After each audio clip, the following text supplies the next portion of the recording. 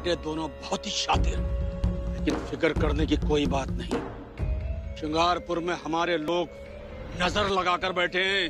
हुजूर, मैं तो कहता हूँ जैसे ही संभा श्रृंगारपुर से बाहर निकलेगा वहीं पे हम उसे पकड़ लेंगे।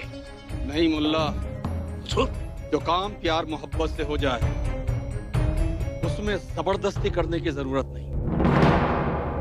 और वैसे भी संभा हमारी दोस्ती को कबूल कर चुका है। रहा संभा का सवाल, तो जंगल में शेर को हाथों से पकड़ना जितना मुश्किल है, संभा को पकड़ना भी उतना ही मुश्किल है। और हुजूर, यदि संभा गाफिल है और कोई हमारे लिए फितूरी करेगा तो उसे हमें पकड़ने के लिए आसानी होगी। मुल्ला, तुम नहीं जानते संभा को। वो बहुत ही तेज और चालाक है। ना तो वो हमारे लिए बेफिक्र है और ना ही वो हमारे साथ में इस वक्त कोई गद्दारी कर रहा है। लेकिन हुजूर, इसके सिवाय हमारे पास और है भी क्या? हमारे पास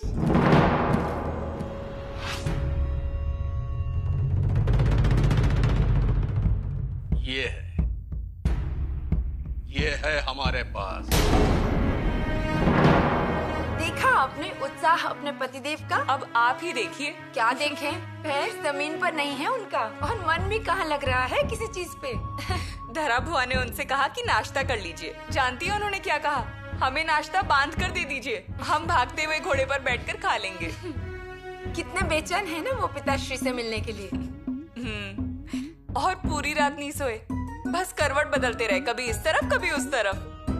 बहुत ज्यादा बेचैन है अपने पिताश्री से मिलने के लिए। पिता के प्रति इतना प्यार हमने कभी नहीं देखा है। अब अगर कोई कहे कि ये खुद पिताश्री बनने वाले हैं, तो क्या कोई विश्वास करेगा? नहीं होगा। अरे छोटे बच्चे की तरह उत्साह है उनके मन में। आप देखिएगा, पिताश्री से मिलते ही उनके गोद में बैठ जाएंगे।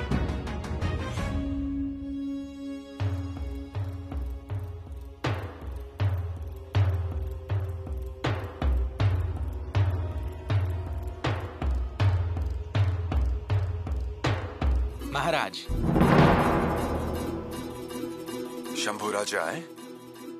नहीं आए महाराज।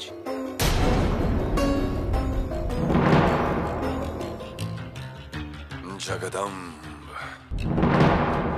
शंभू राजे आएंगे, प्रहलाद पंत जरूर आएंगे, लेकिन तब तक दूसरे कामों में देरी नहीं होनी चाहिए। एक काम कीजिए, हमारे निरीक्षण दल को आगे भेज दीजिए। जी महाराज। एक और बात, हम भी राव हमारे जासूसों को दोनों रास्तों से जाने दीजिए, ठीक है? जी।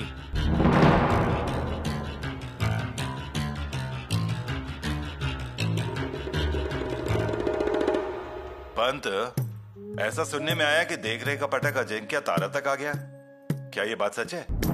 सच है। तो इसका मतलब अब सेना सीधे रायगढ़ पर आएगी। शायद। क्या है ना मोरो पंत, ये दिलेर खान को दिया हुआ झांसा भी हो सकता है। फौज का निश्चित मार्ग ये अंतिम क्षण में तय होता है। आप तो जानते हैं ना, हम बस अंदाजा लगा सकते हैं। अरे हम वही तो कर रहे हैं। और इसका एक ऐसा भी मतलब निकलता है कि श्रृंगारपुर में ठहरेंगे नहीं। इसकी उम्मीद ज्यादा है, क्योंकि पथक अजिंक्य तारा तक आ चुका है। चलिए, बच गए हम। अब हमारे मन में डर था, सोचा था वो जाएंगे। चिंता करने की जरूरत नहीं है पंत आपको। हमारी शिकायतें दरबार में मंजूर हुई हैं। शिकायतों के पहाड़ खड़े किए हैं हमने।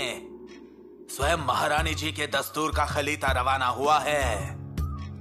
यदि महाराज के अंदर के पिता को लगा श्रृंगारपुर जाकर मिला जाए, तब भी स्वराज्य के छत्रपति ऐसा नहीं कर पाएंगे।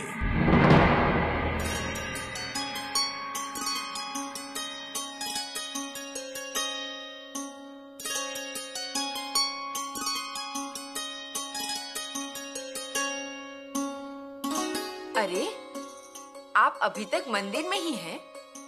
संदेशा कभी भी आ सकता है। आपको स्वागत की तैयारी करनी चाहिए। बड़ी रानी साहिबा, हमें नहीं लगता इतनी जल्दी संदेशा आएगा। क्यों? रास्ते में ही श्रृंगारपुर है। वहाँ रुकेंगे, युवराज से मिलेंगे। वहाँ जो अश्वदल सेना है उसका निरीक्षण होगा, सबका हिसाब किताब होगा और फिर वो आएंगे। श्रृंगारपुर में ठहरेंगे क्या? ऐसा तो होगा ही ना। हमें अब न केवल महाराज की बल्कि युवराज के स्वागत की भी तैयारी करनी चाहिए।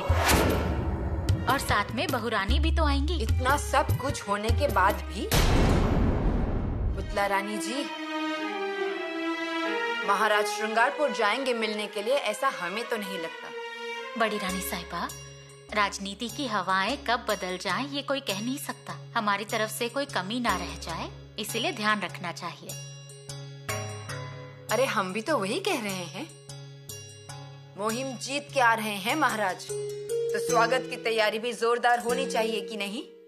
अरे हमारे सामने काम का पहाड़ है। और पुतला रानी जी, आप क्या कर रहे हैं? उनके पादुकों की पूजा कर रहे हैं? अरे पादुकों के स्वामी स्वयं आ रहे हैं।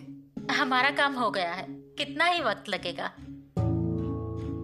हम तैयारियां करते हैं। आप भी ना, लेकिन सच है, महाराज अगर किले पर नहीं होते हैं तो सब काम धीमी गति से चलते हैं और वही हमें दूर करना है। सही कहा। अब जब सेना वापस आ रही है तो हमें हमेशा की तरह हार्दिक भोजन करना चाहिए ना। जलेबी का भोजन करें क्या? करिए ना, लेकिन इन सब की जिम्मेदारी आपको लेनी होगी।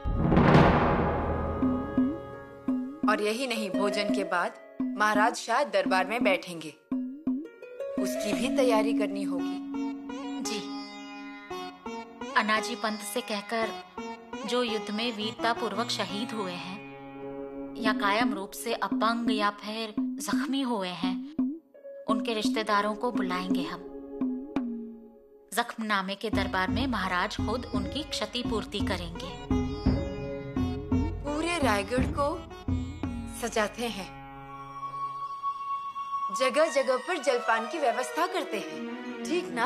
हाँ, रात के समय पूरा रायगढ़ जगमगा उठे, मशाल जलाकर ऐसी रोशनी करते हैं, मतलब अगर आप इसे दूर से भी देखें तो आपको चमकता रायगढ़ नजर जरूर आना चाहिए। उस दिलेर खान की आंखें चौंधिया जानी चाहिए।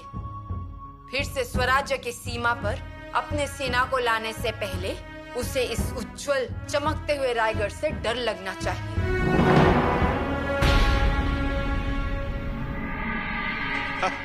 मुल्ला, ये देखो अपने फारूक को, कैसा लिबास लग रहा है?